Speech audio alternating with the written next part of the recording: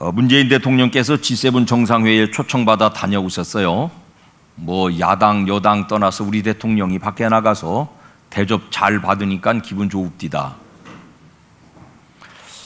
이 대통령을 대접하는 세계 여러 나라들의 시선을 보니까 대한민국의 위상이 그야말로 세계적 수준이 되어 있더군요. 정치적인 반대가 들어있긴 하지만은 K-방역은 세계적인 모범 사례로 여러 나라 사람들이 벤치마킹을 하려고 든답니다. 그 이외에도 여러 다양한 분야에서 우리나라하고 협력 파트너가 되기를 원하고 있죠. 놓친 거 하나는 그 원전 기술이 세계 탑인데 그거 좀 다른 나라에다가 원전 발전소 지어주면 대박 칠 텐데 그거를 포기한 거는 이 정부에 좀 아까운 일이긴 해요. 많은 반도체나 배터리, 바이오 산업, 수소차 그런 그 미래 핵심 산업 선두주자로 세계 사람들에게 각광을 받고 있습니다. 문화예술 분야에서 K-팝, K-브랜드가 세계 여러 나라 사람들에게 아주 부러움을 사고 있는 것은 어제 오늘 일이 아니죠. 전쟁 끝난 거 1953년 치면은 겨우 50년 만에 이룬 나라 민족의 장족의 발전을 우리 스스로가 자축하고 있습니다. 한마디로 잘 사는 나라 된 것이죠. 63살 먹은 제가 어려서 자랄 때 양식 없어 배골고 자랐다니까요. 그 짧은 시간 동안에 경제적인 자립을 이루고 세계를 선도하는 대한민국이 된 것은 참으로 자랑스럽습니다. 우리나라가 잘 먹고 잘 살고 정말 살기 좋은 안전한 나라라는 것을 우리나라 사람만 모른다네요. 미국 가서 오래 살다가 돌아온 사람들도 대한민국이 잘 먹고 잘 사는 것을 아주 부러워해요. 우리나라 의료보험제도 세계 최고입니다. 노인들을 대접하는 시스템도 세계 최고입니다. 이런 대한민국의 오늘의 삶의 모습은 무슨 한두 사람 정치적 지도자, 경제적인 리더들이 만든 것이 아니고요. 여러분 같이 고백합시다. 하나님이 복 주신 나라입니다. 한국교회의 헌신적이고 절실하고 간절한 기도로 하나님이 따위에 복을 주셔서 오늘의 대한민국을 이루어 왔다는 것이 우리의 작금의 신앙 고백이 옳습니다. 우리나라는 태생부터가 성경적이에요. 우리나라 애국가 여러분 잘 아시죠? 하나님이 보호하사, 보호하사라고 되어 있는데 제일 처음에 만들어진 애국가 가사에는요 정확하게 하나님이 보호하사 우리나라만 세, 보호나 같은 뜻이겠습니다만은 여러분 이 나라 애국가는요 하나님 찬양하는 찬양이에요.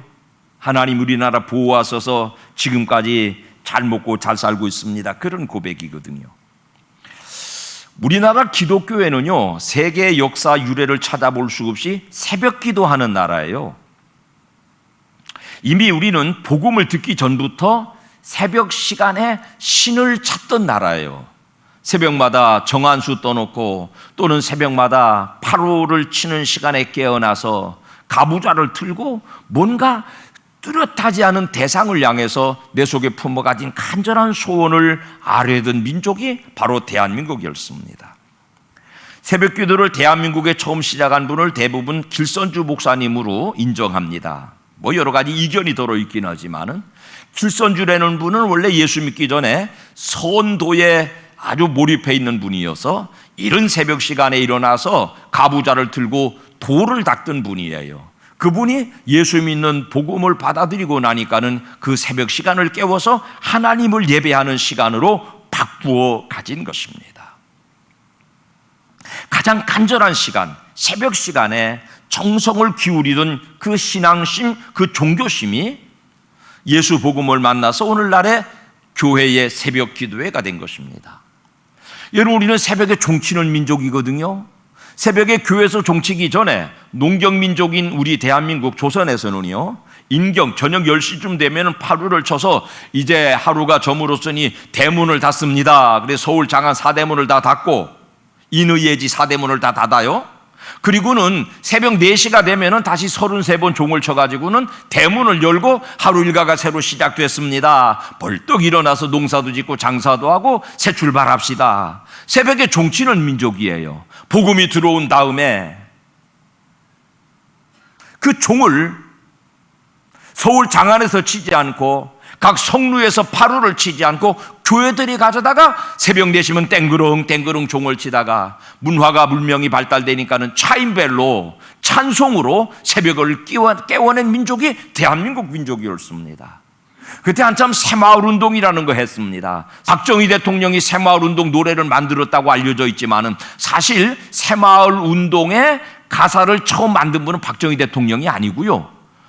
미루어진 작인데 가나안 농문학교 김용기 장로님, 또 여의도 순복음교회를 그때 대조동에서 이루시던 조용기 목사님, 두 용기와 한 정의가 만나가지고 새마음운동, 새마을운동이 아니라 새마음운동, 어떻게든지 대한민국이 새로운 정신을 받아들이고 새로운 마음으로 좀 잘 살아봐야 되겠다.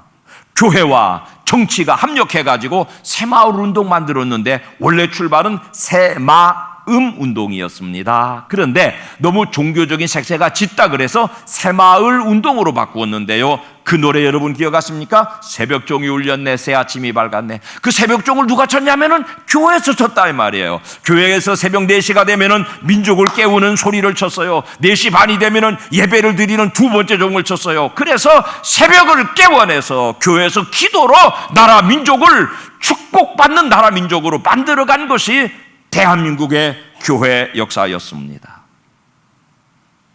우리는 그러므로 새벽에 하나님 앞에 예배하기 전부터 모종의 신을 향하여서 새벽을 깨워서 정성을 바치던 민족이었더라고요. 우리나라만 그런 게 아니라 바울이 아덴, 지금의 아테네에 가서 복음을 전할 때 이런 말씀 남겼습니다. 사도행전 17장 23절 시작. 내가 두루 다니며 너희가 위하는 것들을 보다가 알지 못하는 신에게라고 새긴 단도 모았으니 그런즉 너희가 알지 못하고 위하는 그것을 내가 너희에게 알게 하리라. 막연한 대상을 향한 신앙심, 그 대상이 누구냐 하면 하나님이시다, 예수 그리스도이시다. 아테네 시민들에게 복음을 가르쳐 준 것처럼 그들에게 막연하게 정성을 바치는 대상을 바울이 소개해 주는 말을 잘 들었어요.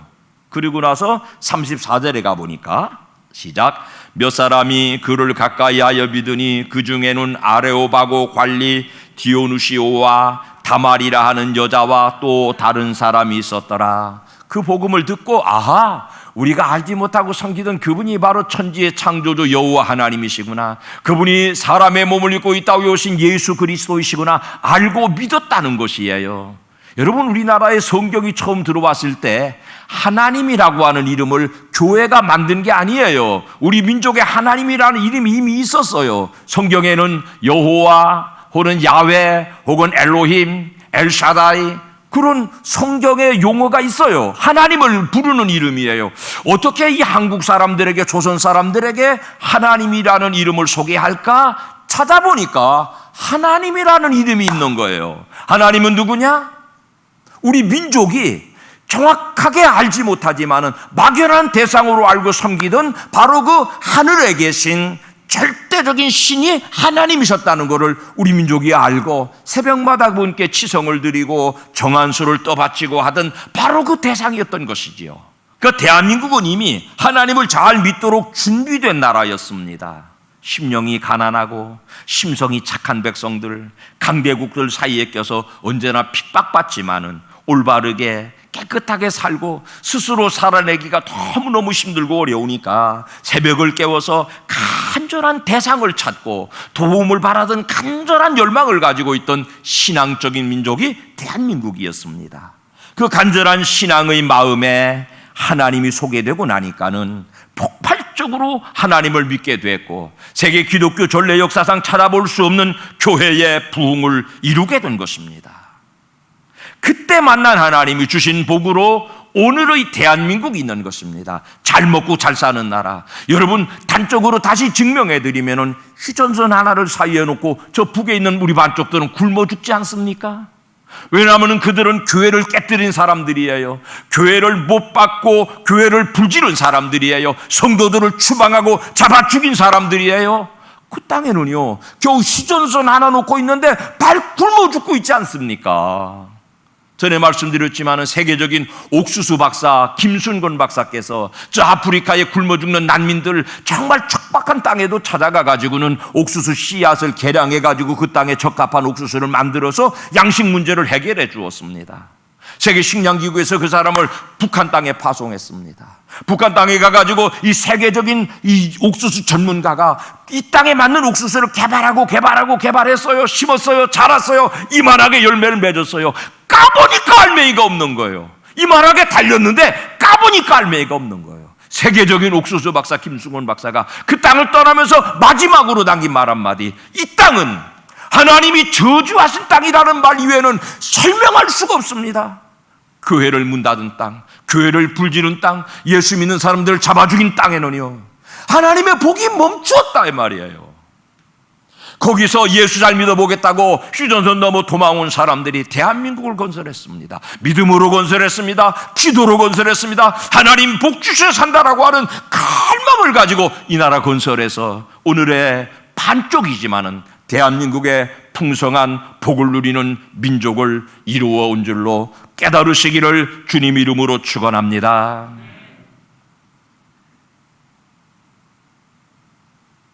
그런 대한민국의 신앙 전통은요, 우리가 만든 것이 아니고 우리도 알지 못하는 사이에 하나님이 성경에 이미 기록해 놓으신 구약의 제사 제도 안에 들어 있습니다. 우리는 새벽마다 지금 출애굽기 읽고 있는데요, 29장 39절 시작. 한 어린 양은 아침에 드리고 한 어린 양은 저녁에 드릴지며 성막에서 아침 저녁으로 번제를 드리는 것이에요. 양을 잡아서 불태워서 죄를 태워 드리는 제사를 매일 아침과 저녁으로 매일매일 올려드려서 이것을 항상 상자를 써서 상번제라고 그랬습니다. 번제를 드리고 기도의 향을 피우고 등불을 밝혀왔습니다. 29장 42절 시작. 이는 너희가 대대로 여호와 앞 회막문에서 늘 드릴 번제라. 내가 거기서 너희와 만나고 내게 말하리라. 쉬지 않고 새벽으로 저녁으로 제단을 쌓는 민족에게는 하나님이 찾아오셔서 만나주시고 말씀하시고 복을 내려주시는 자리인데, 이 나라 이 민족은 오랫동안 새벽으로 저녁으로 하나님을 찾던 그 오래된 신앙적 전통을 따라서 새벽에 제단을 쌓고 저녁에 제단을 쌓아서 하나님이 찾아오셨고 만나주셨고 말씀하셨고 복을 주시는 민족이 된 것입니다. 우리 민족은요, 하나님이 구약 성경에 정해놓으신 법대로 이미 살고 있던 민족이라니까요. 일제강점기를 거치면서 6.25 동란을 거치면서 그 위기에도 새벽마다 일어나서 교회마다 종을 치고 불을 밝히고 말씀을 사경하고 부르짖고 기도함으로 죽을 자리에서 살아난 민족이 대한민국이에요. 그 새벽 저녁으로 올려드리는 상번제 후에 하나님은 약속의 말씀대로 교회마다 찾아오셨고 교회마다 말씀하셨고 교회마다 드리는 기도를 들으셔서 오늘의 교회의 부흥, 오늘 대한민국의 부흥을 이루었습니다. 돌아보니까 그 감격적인 자리에 하나님의 복을 내려주셨던 것이지요. 수많은 위기들을 극복하고 세계에서 행복한 나라, 세계에서 잘 사는 나라, 세계가 부러워하는 대한민국을 이루어 주셨습니다. 상번제 뭘까요? 매일 새벽마다 왜 모여서 기도해야 될까요? 매일 저녁마다 왜 모여서 기도해야 될까요? 그건 첫째로 성경에 그렇게 기록했기 때문이에요. 아침으로 저녁으로 상번제를 올려드려라. 번제라는 말은 내가 지은 죄를 짐승에게 뒤집어 세워서 짐승을 잡아 피 흘려 죽이고 불태워 바치는 제사거든요. 아침에 지은 죄는 밤에 지은 죄는 새벽에 회개의 제사를 드리는 것입니다. 교회 이제 토목공사 시작해가지고 마당 잘 정리하면 주차장 넓어질 거예요. 이 황토옥을 뒤집어 놓으니까 메말랐잖아요. 거기다가 저기 작약도 갖다가 심어보고 더덕도 갖다 심었는데 내가 심은 건 왜 이렇게 안 자라요? 빌빌마다 비틀어져요. 이번 주일 지내면은 거름이라도 좀 사다가 좀 덮어줘야 들어갔어요. 근데 있잖아요, 거름 안 줘도 여기 흙 쌓아놓은데 여러분 잡초 자란 거 보셨어요? 명아주 때 같은 거는 보세요. 제 키보다도 높게 자라고 환삼동 구리라는 그런 잡초는요 거름 안 줘도 그 척박한 땅에서 얼마나 잘 자라는지 모르겠어요. 권사님들 좀 시간 되시는 분들 잡초 제거반 좀 만드세요. 그래가지고 잔디밭에 풀 좀 뽑고 이쁜 예배당 만듭시다. 여러분 우리 마음이 똑같아요. 우리 마음이 아무리 척박해도요 죄가 자라납니다.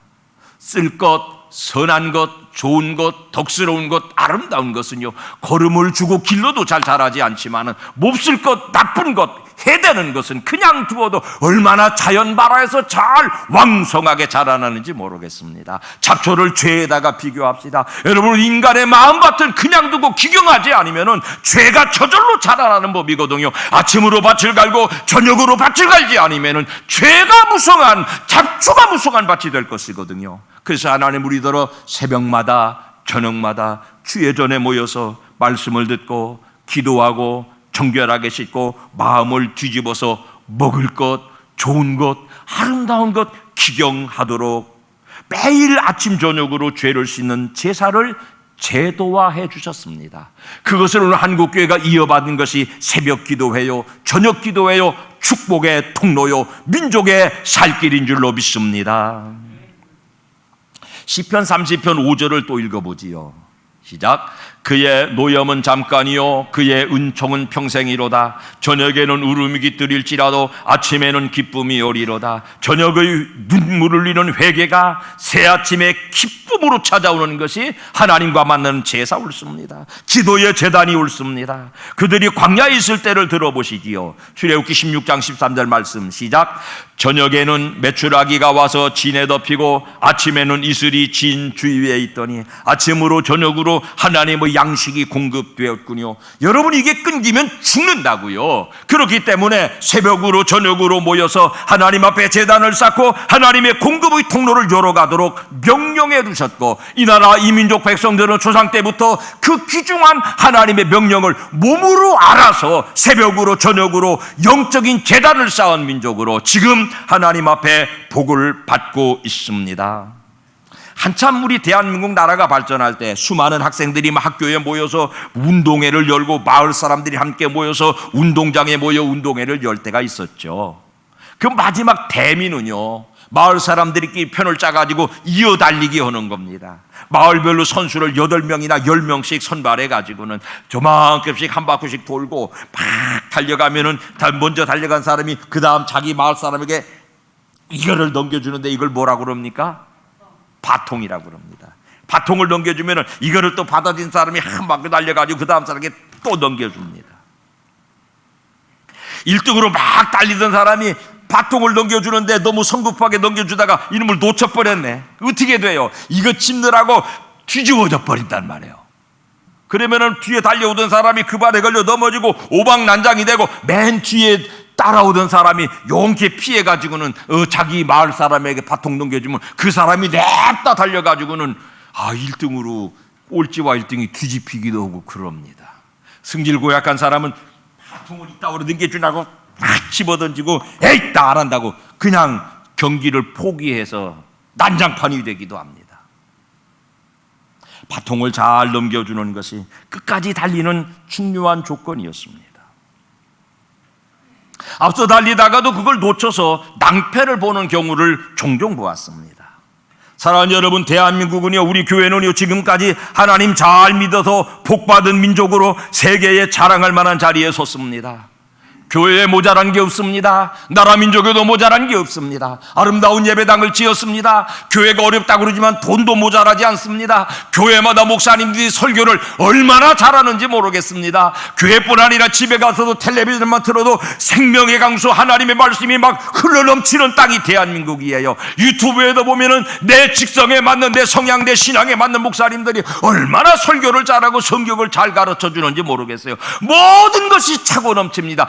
모자라는 것이 아무것도 없는 교회가 되었습니다. 그런데 한 가지, 정말 진정한 축복의 통로가 막혀가고 있습니다. 교회에 결정적으로 모자란 거 하나가 뭘까요? 교회가 결정적으로 가뭄 들어가고 있는 거 뭘까요? 사랑하는 여러분, 우리의 신앙의 선조들이 새벽마다 자리를 일깨워서 눈물로 간절함으로 부르짖던 그 기도의 자리가 흉년되고 있습니다. 메말라가고 있습니다. 지금 교회는 결정적으로 기도 부족 중에 시달리고 있습니다. 돈도 있고 사람도 있고 지식도 있지만은 영적인 권세를 잃어버리는 것은 기도가 메말라서 그렇습니다. 새벽 예배 누가 오십니까? 70대 이상이 주로 오십니다. 80대 할머니들이 오십니다. 80대 할아버지들이 오십니다. 60대가 새벽 예배 나와 앉는 자리가 귀합니다. 50대는 더 귀합니다. 40대는 신을 하려고 찾아봐도 없습니다. 사랑하는 여러분, 교회의 기도의 자리가 이렇게 메마르면 다음은 어떻게 될까요? 우리의 신앙의 선조들이 새벽을 깨워 저녁을 깨워 눈물로 기도하여 복된 대한민국 교회를 만들었는데 그 축복의 통로가 바톤이 이어지지 않는다면 그 다음 어떻게 될까요? 히브리서 10장 25절을 본문으로 읽었습니다. 한번 다시 읽습니다. 시작. 모이기를 패하는 어떤 사람들의 습관과 같이 하지 말고 오직 권하여 그날이 가까움을 볼수록 더욱 그리하자. 모이기를 패하는 시대에 우리가 살고 있습니다. 코로나 바이러스는 그 모이기를 패하는 습관을 정당화해주고 있습니다. 우리가 신앙의 경주를 이어받아 여기까지 왔습니다. 멈출 위기 앞에 있습니다. 우리의 다음 세대들이 가정에서 교회에서 기도의 통로를 이어받지 못할 위기를 만나고 있습니다. 여러분, 지금까지 대한민국이 복받고 여러분 가정이 교회가 더불어 복받고 살아온 이 축복의 줄다리기를, 축복의 다름박질을 다음 후대들에게 물려주셔야 됩니다. 바톤을 잘 넘겨주셔야 됩니다. 내 믿음의 자리, 내 기도의 자리를 이어갈 자녀들을 세우십시오. 지금 모이기를 패하는 게 습관화된 세상이에요. 하나님 앞에 예배하러 안 나가는 것이 일상화된 세상이 옳습니다. 이런 때 위기의식을 가지고 내 가정부터 자녀들부터 신앙의 바통을 이어가야 됩니다. 제가 어떤 신학교에 줌으로 강의 하나 해주는 데 있는데 신학교 학생들이에요. 그런데 한 20명 되는 학생들이 자기 자녀가 예수 믿는 사람 50%가 안 됩니다. 전도사를 하겠다고 나서신 분들인데 자녀들 교회 나갑니까? 50% 30%도 채 안 됩니다. 우리의 다음 세대들이 우리의 믿음의 축복의 바통을 이어받고 있는가? 정말 가슴 치고 돌아봐야 될 때입니다. 두 번째, 교회에서도 80대시고 70대신 분들이 교회에 기도하시다가 돌아가시면 그 자리가 빌 것이에요. 내 기도의 자리를 이어받을 후배 하나를 꼭 선정하시기 바랍니다. 내가 기도하는 자리를 교회 안에서, 아이고 젊은 권사님 왜 기도 안 하신데 마음이 안타까워서 그려, 나랑 같이 새벽 기도해, 한 분씩 붙들고 나오셔야 됩니다. 그렇게 요청받은 젊은이들은요, 다음 세대들은요, 선배들이 그 일로 이룬 복을 이어가겠다는 욕심을 가지고 순종하는 마음으로 쉬지 말고 기도하라시는 명령대로 모이기를 패하는 어떤 사람들의 습관과 같이 하지 말자는 결단을 가지고 경성하여서 나라 민족 교회 가정을 축복의 공동체로 바통을 이어가셔야 될 것입니다. 로마서 12장 1절 한번 같이 읽으시죠. 시작. 그러므로 형제들아, 내가 하나님의 모든 자비하심으로 너희를 권하노니 너희 몸을 하나님이 기뻐하시는 거룩한 산제물로 드리라. 이는 너희가 드릴 영적 예배니라. 몸을 드리는 게 제사예요. 신앙생활은 몸으로 하는 거거든요. 예배의 자리에, 기도의 자리에 자신을 가져다 두는 것이 축복의 통로를 이어가는 길이 옳습니다. 출애굽기 말씀을 한 구절 더 읽어보지요. 시작. 이는 너희가 대대로 여호와 앞 회막문에서 늘 드린 번제라. 내가 거기서 너희와 만나고 내게 말하리라. 우리를 만나서 말씀하실 것이에요. 그게 복의 통로지 않습니까? 지금까지 이 민족이 그 축복의 통로를 잘 이어가지고 왔는데 우리에 대해서 이거 끊기면 안 되지 않겠습니까? 끊길 위기를 만나고 있지 않습니까? 앞으로 이 복의 통로가 자녀들과 믿음의 후배들에게 잘 유지되게 하는 복을 우리가 만들어 가야 되겠습니다.